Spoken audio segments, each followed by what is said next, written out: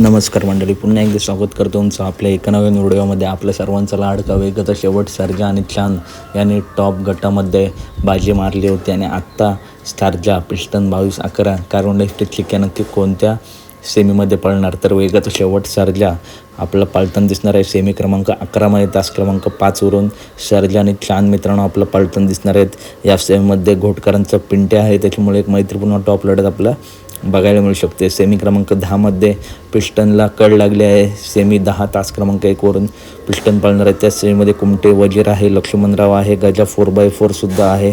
तरीसुद्धा टॉप लढत आपला बघायला मिळणार आहे. त्याच्यानंतर सेमी क्रमांक 3मध्ये कारवंडे एक्सप्रेस चिक्या विरुद्ध रोमन दादा विरुद्ध सावकार रायना ही मैत्रीपूर्ण टॉप लढत आपला बघायला मिळणार आहे. ही सुद्धा मित्रांनो टॉप लढत होईल.